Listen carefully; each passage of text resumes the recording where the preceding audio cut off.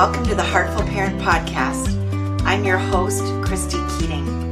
In this podcast, we talk about it all, our parenting, our partnering, and our professional lives, because they are all a part of us, and we were never meant to do this alone.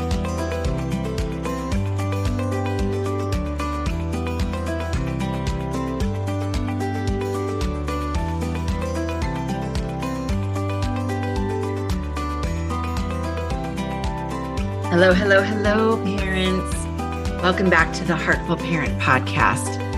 On the podcast today, we have a really important conversation.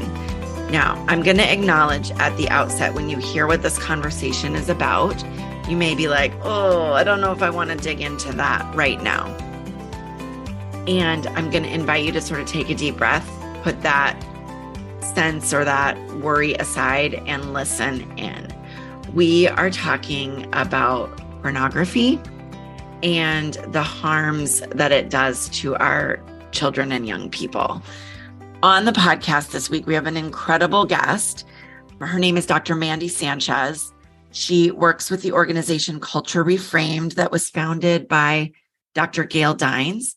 Dr. Dines spoke in the Safe Parenting Summit 2022 and just had a really kind of eye-opening conversation for those who attended the summit. Dr. Sanchez also provided a talk for those members of the summit or those registrants of the summit who upgraded for the very important Parent Pass. And that was equally eye-opening. And so when I heard both of them speak, and I'd heard them speak before that, I knew that we needed to get one or both of them on the podcast. So I'm starting with Dr. Sanchez. She earned her doctorate in sociology with a concentration in criminology and women's studies, and specializes in domestic and sexual violence, which is the intersectionality of gender, sexualities, place, and trauma, and justice involved women and children. Dr. Sanchez is a trained facilitator, and as the program coordinator for Culture Reframed, she focuses on expanding, developing, and ensuring high-quality, comprehensive, impactful programming for parents and adults who are influential in children's and teens' lives.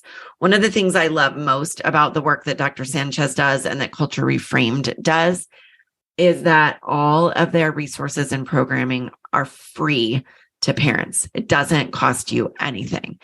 And in this conversation, we dig into what the research shows about the harms of hypersexualized media and porn to our young people. We talk about how social media, gaming, and pornography industries, all those industries are connected and targeting our youth. And most importantly, we talk about what parents can do to protect their children. Now, I want to give you fair warning before you continue on in this conversation. This is an adult conversation. This is a conversation for parents, for teachers, for caregivers. It is not a podcast for kids or teens. If your child is with you, if you're driving in the car right now with your kiddo, either pop in your, AirPods, your earbuds, whatever, or turn this off and listen at another time when you can listen privately. This is not content intended for kids. So consider yourselves warned.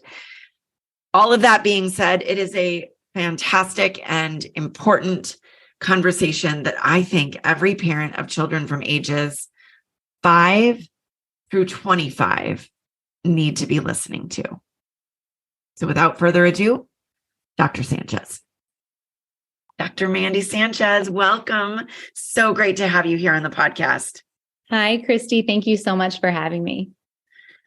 Obviously, listeners have just heard me, introduce you and the work that you do, but I'd love to have you expand on that a bit and start by explaining for us, what is Culture Reframed? What is your role there? What is the research that you've done? Kind of give us the big picture here. Great. So again, thank you so much for having me. I really appreciate it. So Culture Reframed, we're an international nonprofit. organization, and we work to stop the social, emotional, cognitive, and physical harms of pornography against children and youth. And we do that in a variety of ways. So we're working on a macro level where we're, supporting age verification legislation. Gail and I spoke to the UN, a committee on the status of women, some side panels there. So we were really proud of that a few months back. So we're doing that kind of big international work, supporting that type of legislation. We're also creating programs and courses for parents. We have 2 programs for parents right now that kind of walks them through the life of a kid today. If we forgot what it's like to be a kid growing up, and a lot of us didn't experience a lot of what our kids are seeing today. So we have 2 of those. Our courses are all free, and we're also all academics. So we are really the only science-based, research-driven organization that doesn't take a moralistic view of pornography. Everything we do is about science and the 40 years of research that we have on the harms of porn to kids.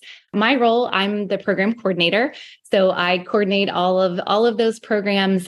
We also do a lot of work with different organizations, anti-trafficking organizations, some domestic violence organizations, rape crisis shelters. But our work in the last year has been with the child advocacy centers in the United States. So we're really doing a lot of partnerships with them on training, doing a lot of presentations and informing them. And it's really interesting to see what we're researching, what we're talking about is what they're seeing in their practices. So we're with the pediatricians, forensic interviewers in kind of this child safeguarding or child protection arena. But we do this at home here in the United States, as well as in multiple different countries.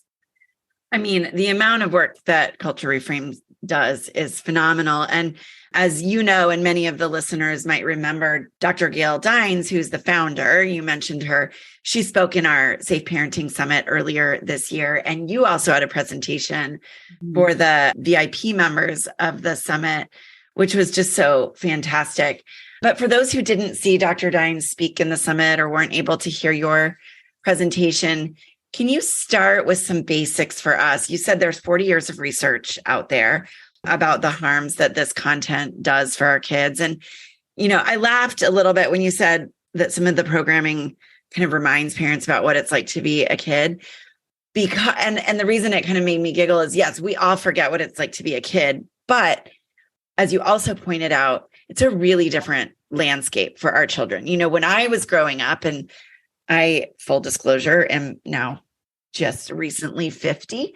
When I was growing up, it was like my friend down the street found Playboy magazines underneath his dad's bed. Like that was the extent of our exposure to, pornographic material, which is really different and a real far cry from what our kids are being exposed to today. So can you talk in sort of a general sense about what kids are being exposed to? And what does that research, that 40 years of research, show about the harms of that kind of hypersexualized media and pornography on our young people?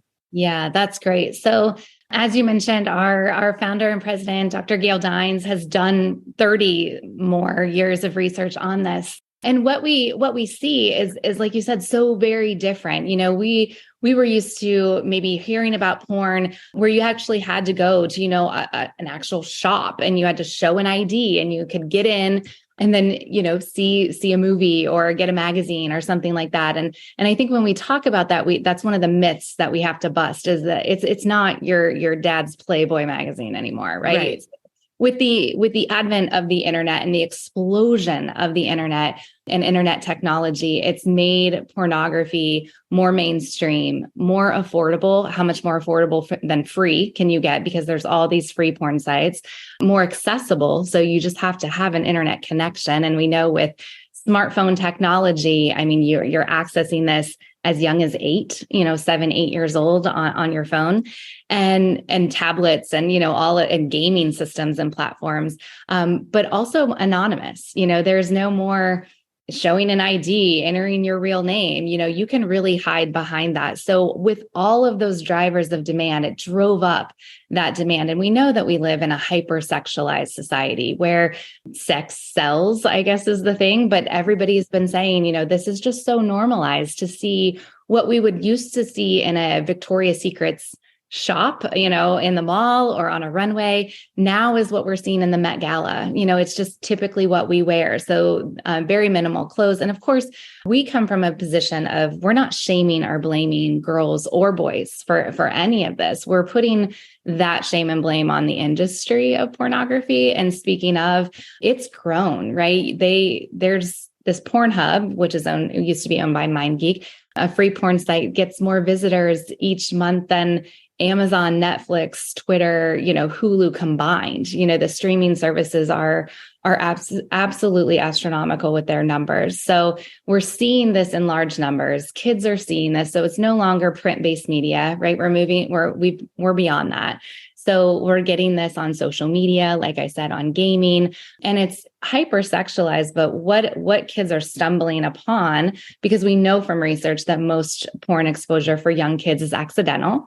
So they're accidentally stumbling upon this, whether a friend is showing it to them on their phones or if they've mistyped something, like kids are curious. So we understand that natural curiosity. So they might start typing boobies, right? And they are misspelling words, and they think if they're lucky, they may see breasts, right? They may see a naked woman or a naked person.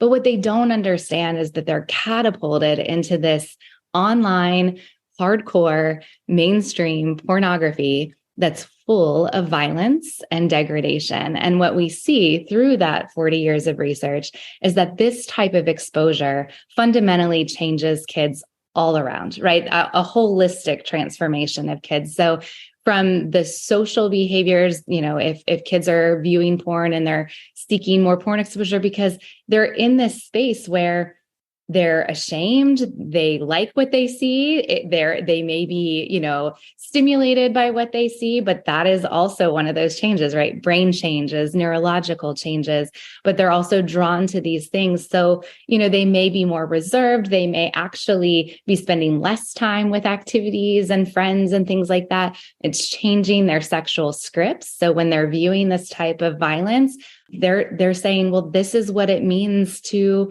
have sex. And this is what it means to be a man or a woman. And this is what girls like. And this is what boys need to do, or, in a whole variety of ways, it changes that script. So research does show then that it increases the sexual aggressiveness in young people.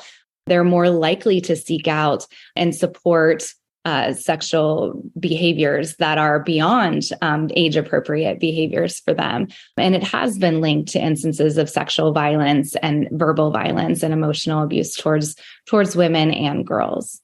It's so interesting to hear you say that, because, and I know you know this, when this podcast first started, one of the early episodes that we did, we covered the new report that came out by the CDC in February. In that report, it talked about, sort of the overall state of the mental health and physical health of our kids, mental health primarily. But it did talk about the increase in the number of girls who have been raped in just the last 2 years. And we've sort of seen a steady increase over the decade or so that report has been compiled by the CDC. Does that track with what you're seeing in terms of the pornography research? Absolutely. And it tracks not only in the research, but actually in the practice. So like I said earlier, we work really closely, almost on a daily basis with different child advocacy centers across the country. And those professionals working with children and young people are reporting an increase in not only the frequency, but also in the severity of child-on-child sexual abuse. And it's predominantly male perpetrators to female victims. But what they're seeing in practice is that the age of both the perpetrator, if you can call a child a perpetrator at age 8, they're getting younger. The female victims are getting younger as well. And they're reporting that the themes that they're seeing in the violence that's occurring between these kids are acts that we see in mainstream pornography, gagging, strangulation, severe anal abuse, things like that. So it tracks in the research, it tracks in the practice. And when we have these conversations and trainings with professionals working with kids, it's like that light bulb comes up, they have that aha moment, like, wait a minute, we've been seeing this for the last 6 months and it's increasing. And when you talk to teachers and administrators, child mental health professionals across the country, they're saying that, that we're in a mental health crisis for teens right now. Teens and tweens are experiencing this.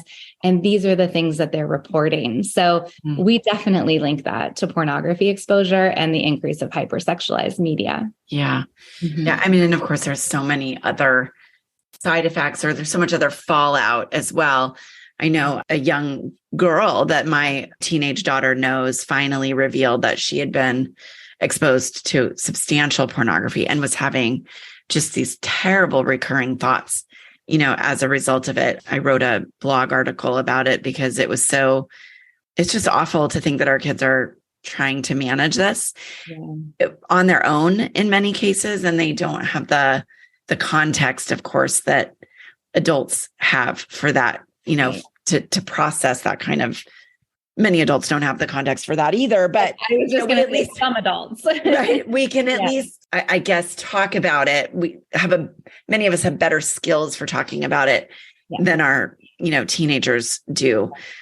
It's shocking when you start to dig into and hear the individual stories about it. When I think of pornography, and I think when many parents do, and the internet, we think of sites like Pornhub and, the ways that it is accessed for free, or there's also, of course, paid content on the internet. But you've also mentioned a couple of times social media and gaming. Talk to me a little bit about, I don't think most of us connect social media, gaming, and pornography. How do we get there? How do those connect? Yeah.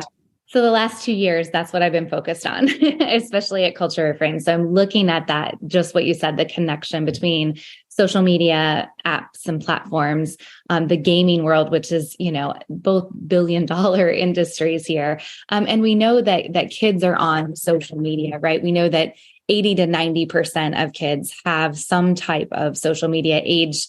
Well, 13 is the minimum age that they have to be in order to have an account. But we know that 9-year-olds are on Snapchat, right? So that's what we're looking at. We're looking at apps like Snapchat. I mean, they have over 280 million daily active users on Snapchat. And we know that 90% of our teens and tweens are on that app at least 30 minutes a day. Same with Instagram, right? They have over 2.5 billion users.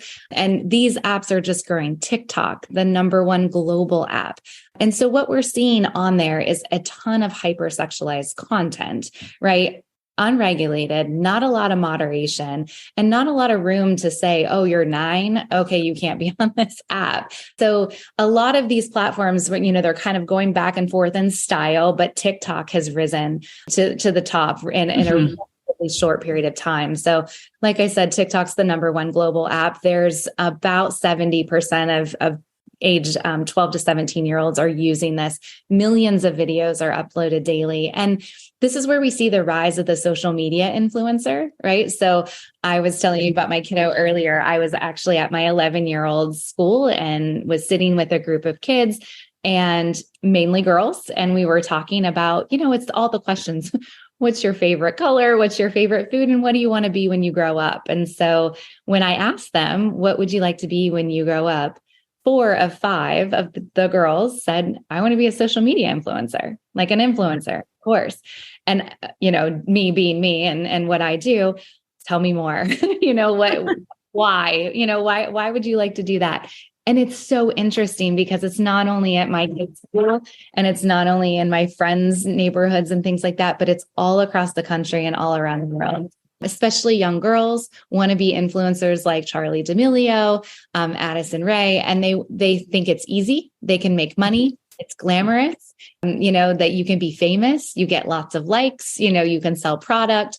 And it's interesting because when I sit and I hear our anti-sex trafficking organizations and those people who are speaking about prostitution, those are the reasons that a lot of women and young girls are getting into OnlyFans and prostitution. It's easy. You can make money. It's the same thing. So really making that parallel is key.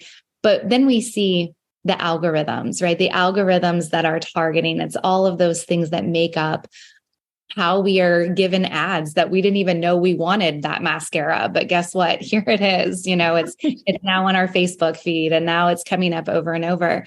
So we're seeing even recently, organizations are doing some research, like Collective Shout is an Australian organization. They did a 15-month investigation on Instagram looking at the hypersexualization of girls, and they found hundreds of images. And the comments, right? The hypersexualized comments, the comments that were very inappropriate for a 10-year-old, right? And they submitted them to their community review standards and said, hey, Instagram, what are you going to do? And Instagram kind of just closed their eyes or buried their head in the sand and said, nope, it doesn't violate it, right? Wow. We know that there's this connection, and we know that almost every single one of our adult porn performers on those apps or those sites like Pornhub and Xhamster and Xvideo, they have OnlyFans accounts, they have social media accounts. So those social media accounts of those performers are driving people to their free porn sites. So there's this direct connection there. But there's also on TikTok, they have a live stream feature. You have to be 16 in order to live stream. And there's a possibility where you can send and receive gifts. So they have these little TikTok coins, and get on a live stream. And from research, what we're finding, Forbes did an interview just last May, and they found hundreds of instances where adult men were basically grooming young girls, asking them to turn around, give them outfit checks, give me a pedicure check, and I'll put more coins in your account. And these coins then can be cashed in for real money, right? And so then after they were given so many coins, there were comments in the live stream section about, if you want to make real money, why don't you go to OnlyFans? Yeah. 12, 13, 14-year-old girl is being asked to just, if you want to turn likes into money, this is the direction that you could go. So we're seeing that direct grooming happening via these social media platforms and gaming as well. Discord is kind of an instant messaging platform for gamers that originally started out for gamers just to talk to each other about the game. And now they have these servers. They're like community discussion boards where you can join these servers. You can learn how to cook and knit and all of these different things, but you can also learn things like how to starve yourself, right? How to self-harm. So there's, and also, how to produce pornography. Pornhub has a Discord account. So all of these social media gaming companies are highly connected to the porn industry in one way or another. As I listen to you and I consider myself fairly well educated in this space, given that I do child sexual abuse prevention work. But as I listen to you and I sort of imagine, even as a parent myself, and I sort of imagine parents listening, it is overwhelming. It just feels so like we feel really powerless because our kids do, want to be on game. They do want to play video games. That is a key way that many young people do connect with one another, right? And there's some positives that come out of that. And they do want to be on social media. I think we could argue a bit more about, there are positives that come out of social media too. There's also perhaps more negatives. But I think parents feel really powerless in many ways to telling parents to simply eliminate, don't let your child ever on social media, don't let your child ever play a video game. It's not a realistic approach. And so I think there's a lot of parents listening to this who are saying, okay, I hear you. It's really bad. Mm-hmm. What in the world am I supposed to do about it? Like, how do I protect my kids from this? Can you talk about that a little bit? Because I want to leave parents with some action that we can do, that feels doable. Yeah. And like I said, I'm a parent myself. And when I started into this work and with Culture Reframed, I thought, being a sexuality, gender educator in college, raising my kids, understanding social media to a point, I was overwhelmed, right? It's totally overwhelming. So at Culture Reframed, we ask you, take a breath, like, know that we're going to hold your hand. You're not alone. We're going to do this together. And that's what we do. That's why we created programs for parents, so that we can walk you through a little bit of education about what this industry is, what it looks like, how it targets kids, what the effects are, and what we need to do about it. And research shows that having a trusted adult, whether that's a parent, a caregiver, a coach, a teacher, someone, will reduce the likelihood of risky behavior among kids. And what we also find out through research is that kids want to have these conversations, right? They're dying to talk to you or someone about the life that they live right now. They are overwhelmed. So if we can imagine how overwhelmed we are, we have to also be able to recognize how overwhelming this is to them, because they are being constantly bombarded, and these messages that they're getting. And pair that with maybe not getting sex education in school or comprehensive, safe education, sex education in school. That's going to give them this space where they don't know who to turn to, right? And so the pornography industry is like, pick me, right? Turn to us, because we'll tell you everything you need to know, which is exactly what we don't want to happen. So what we want to do is we want to educate parents. We want to give them this sense of awareness so that they feel confident in having these conversations with kids. And that's what we're aiming for. We're looking at 100 1-minute conversations, right? If we can have the 100 1-minute conversations versus the 100-minute lecture where your kid's like, oh my gosh, mom and dad are talking to me about, or right. I don't want to, I don't want to have the talk about anything, and they don't know anything So we want to really kind of work through what's going on. Remind parents, these are all the changes that your tween and teen are going through. These are some new things that they have to adapt to with social media, with technology, with pornography, how it's changed,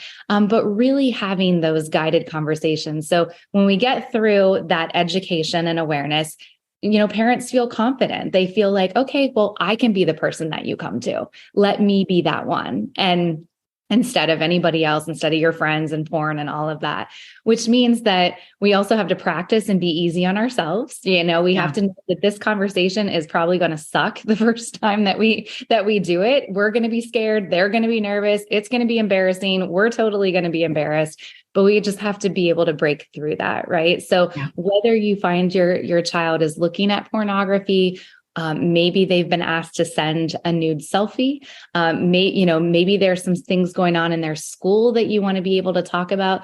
We really have this kind of compose program where we ask our parents to really compose, to walk through, and parents are saying, okay, great. That's great, Culture Reframed, but tell us what to say, right? We want the words, to start these conversations. And every module that we have in our courses ends with a guided conversation script. So we put out the scenario, we say, start here. If this doesn't work, move to this one, and we really want to kind of revisit. We want to put it out there with a kid to say, and the best time to do it is when you're driving, because nobody really has to look at each other because your eyes are on the road. They're in the back looking out the window, and you're giving.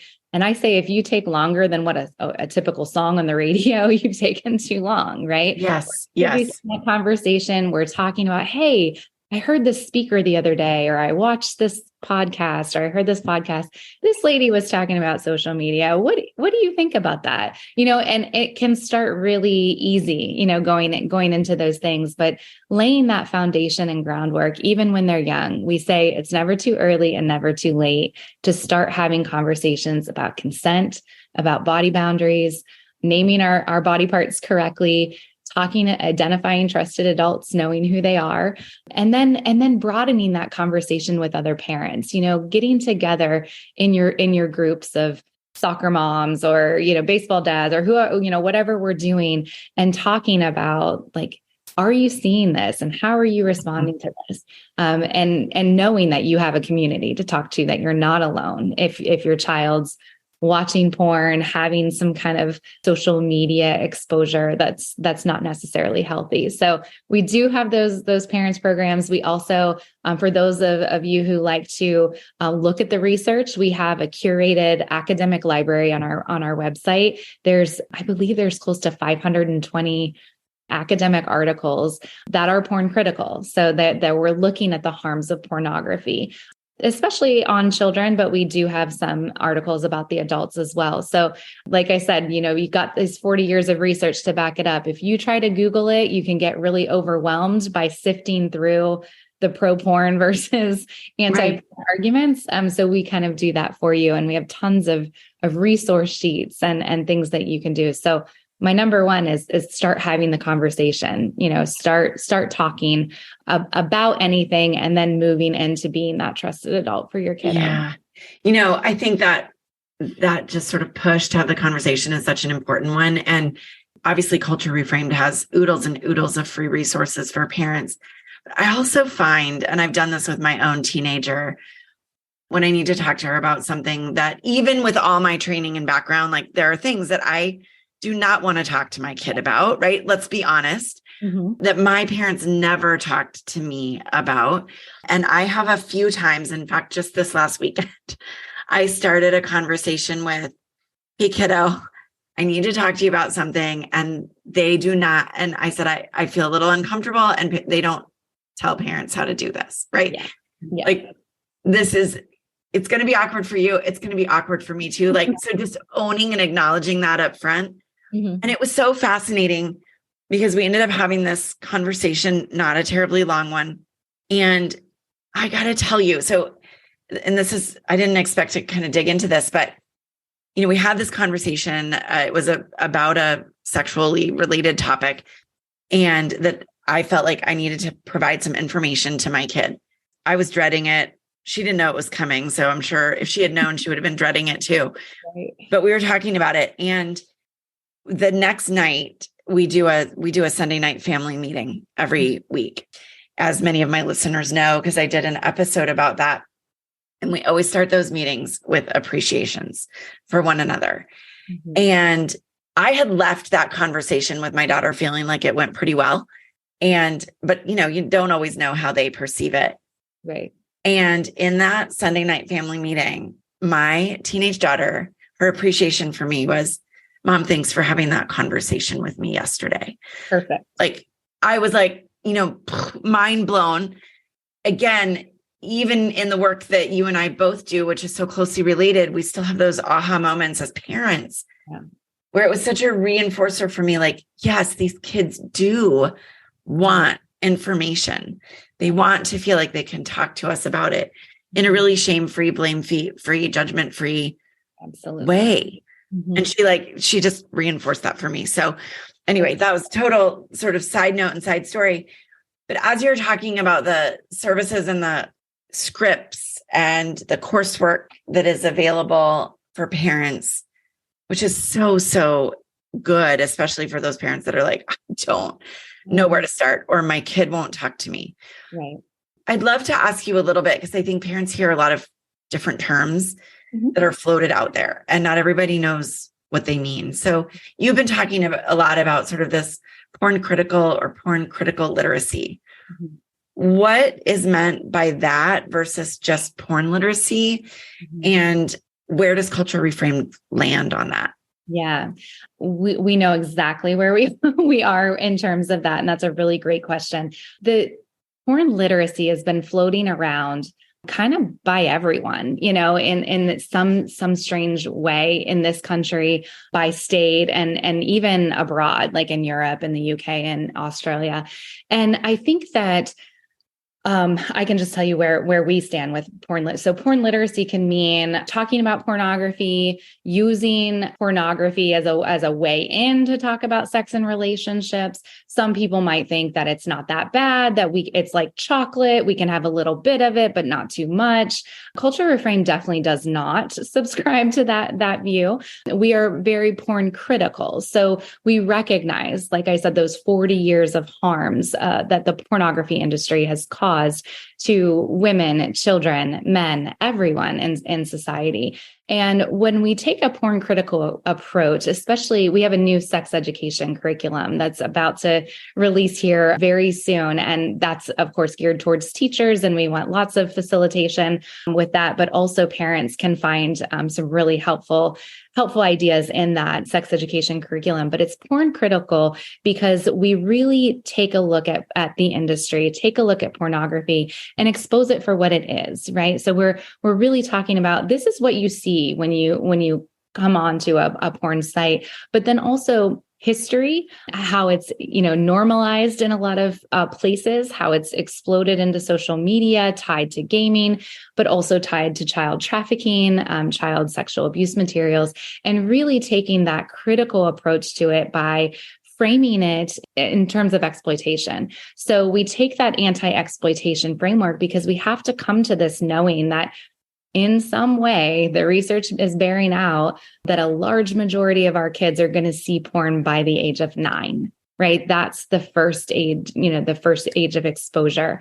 We're seeing it younger anecdotally, but about 9 to 10 is that age range. So we have to understand how it's already dominated or influenced their sexual scripts. So in order to be porn critical, you have to unpack it. You have to unpack what kids already know. And I say that this for educators, but also for parents. When we're having that conversation, we have to maybe assume that they've seen this. We have to assume that they've heard about this in some way and really start to unpack what is meant by the porn that they see. So once we frame that in an anti-exploitation framework, then we can build upon it, right? Then we can move in to say, we have to be critical consumers of not pornography, but we have to be critical consumers of media, of social media. And we teach kids how to do that, right? How to really take a look at evaluating their sources for sex and relationships. How do you know what you know? How do you know this? And what have you heard about healthy relationships? And what does that look like for you? Is it what Cardi B is telling you through her lyrics? Is it something that you've seen on Love Island? What are we seeing here with the dating world, the hookup culture? Because our college kids are telling us that, oh my gosh, we wish we had this conversation like 10 years ago. Yeah. If I had this before I came to college, and we even have high schoolers saying, man, if we would have known this before high school, right? Before we got to be freshmen and experience this would have changed the game for us. Yeah. So we want to be the people that change the game for kids, right? We want to get in there early.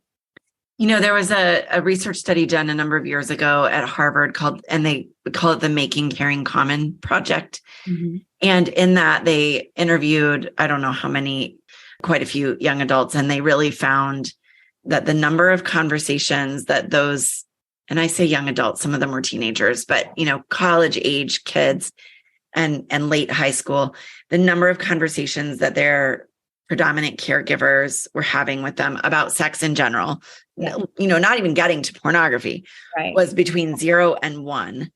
And the number of, or the percentage of them that wished they had had those conversations was an overwhelming percentage. And I'm not going to cite it because I don't have the study in front of me and I don't remember the exact number, but I want to say it was around 80% were saying, I wished I'd had this conversation with my primary caregiver about these things. So, that totally tracks with what you're saying, that you're hearing from college kids that they're saying, if I'd had this information sooner, and critical thinking in general is something that, well, our schools are supposed to be teaching.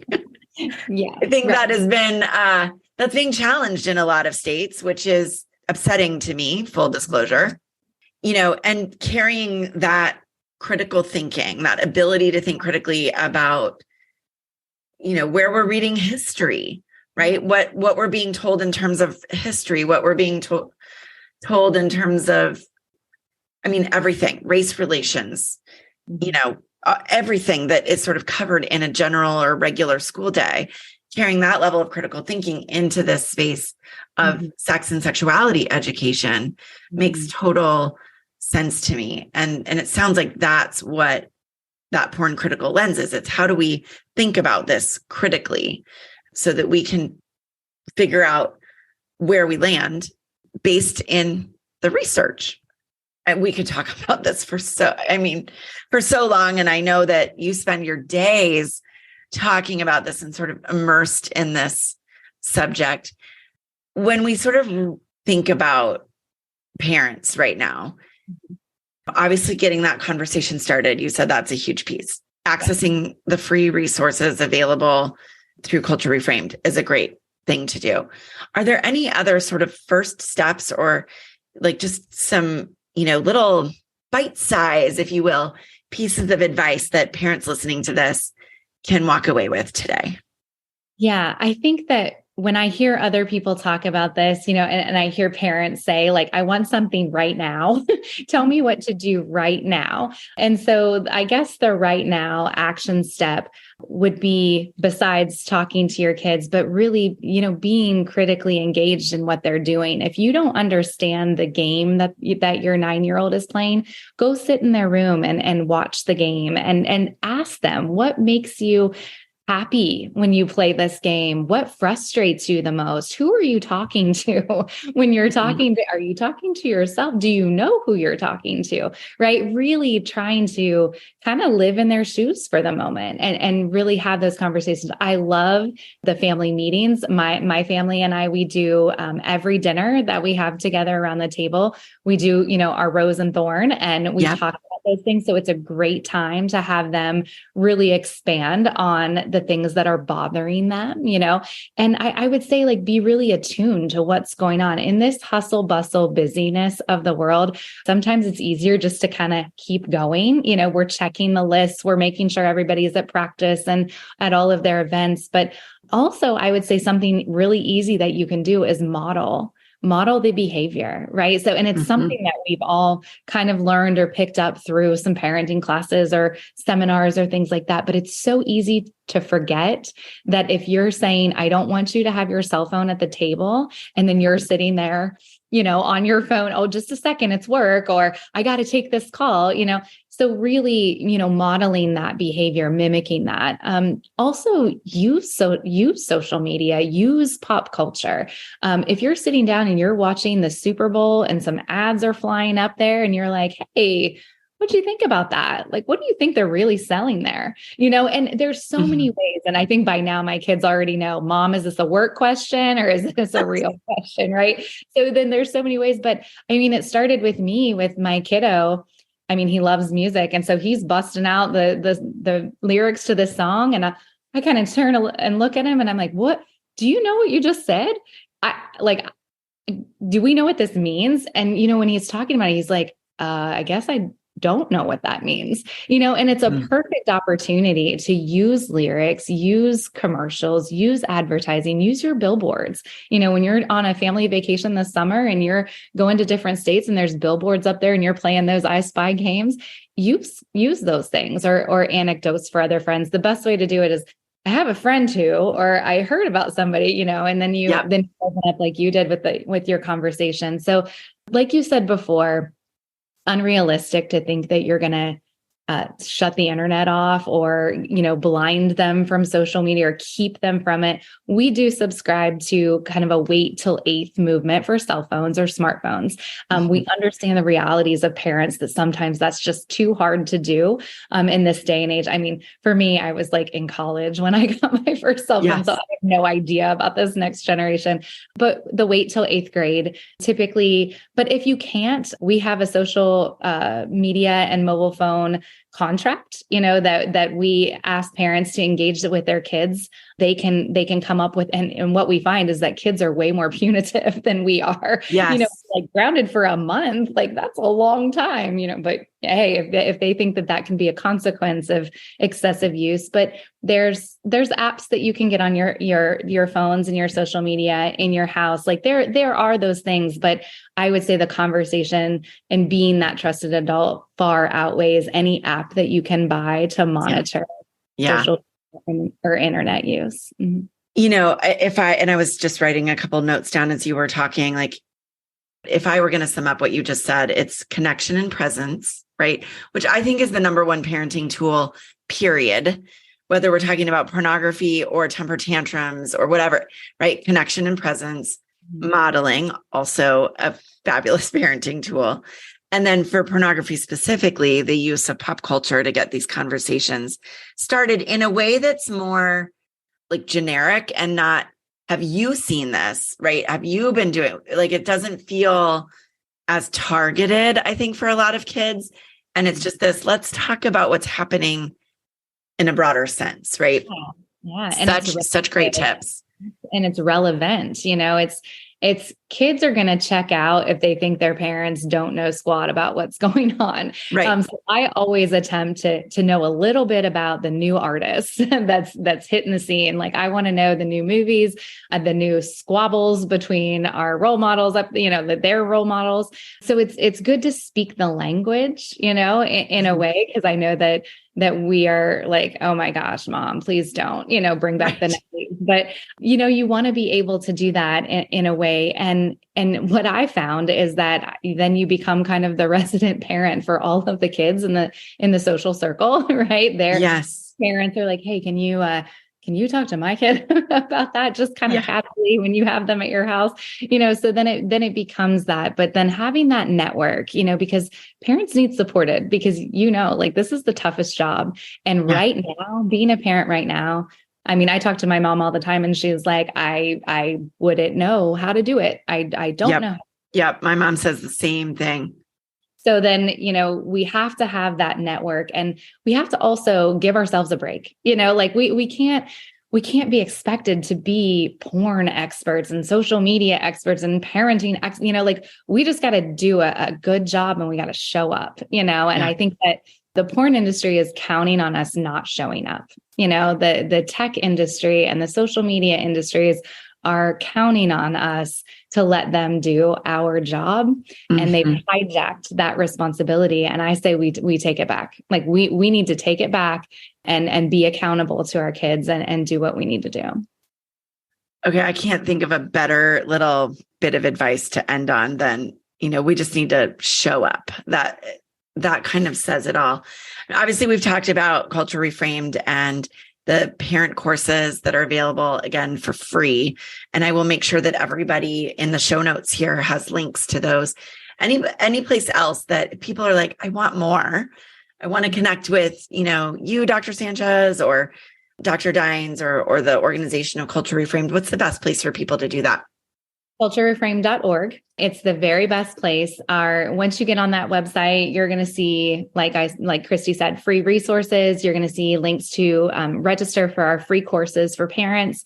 Coming soon, you'll have our sex education through a porn critical lens that we want to give to educators, facilitators, parents alike. And it has all of our contact information. So I always tell people when I do talks or presentations or trainings, email me, because I will email you back. So oftentimes, when you email this person, you don't think you're ever going to hear from them. We make it our business to email you right back. We set up Zoom conversations with you to help you talk through some things, to walk you through whether that be our resources or others. And then we do have a resource list, so that books, podcasts, articles, videos that you can show with your kids. So if you're like, I'm not touching this with a 10-foot pole, show them a video, that's speaking their language too. So we have these 2-3 minute videos about consent and body and all kinds of things on there. So you're not showing your kid porn. You're not you're not having necessarily the porn conversation right now, but you're leading up to it. So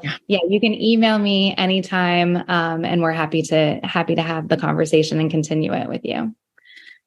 Oh my goodness, Mandy, thank you so much for this conversation. I know this is a topic that a lot of parents know they need to think about, but don't want to think about. And you've made that really accessible. And that reminder that, hey, we just got to show up. We've just got to show up. Thank you so much for being here. I'm so grateful to you and for the work you're doing in the world. Thank you so much. I appreciate you too. Oh, goodness. Thank you so much for listening to that interview with Dr. Mandy Sanchez. I hope it was as impactful for you as it was for me. It's a tough conversation, I know. And I don't know a single parent out there including myself or Dr. Sanchez, who relishes the fact that these are conversations that we need to have with our kids. And yet they are so, so important. Please reach out to Culture Reframed. As I said, all of their resources are free. Please reach out to me if you need coaching or support in this area. I have a cell phone contract. Culture Reframed does a cell phone contract. So there are lots of resources out there for you. And as a reminder, when we can fall back on connection and presence, modeling, and using the world around us to engage our kids in these important conversations, we're going to be so far ahead of where we would be otherwise. We were never meant to do this alone. So don't do this alone. Have a great day, and I'll see you next week.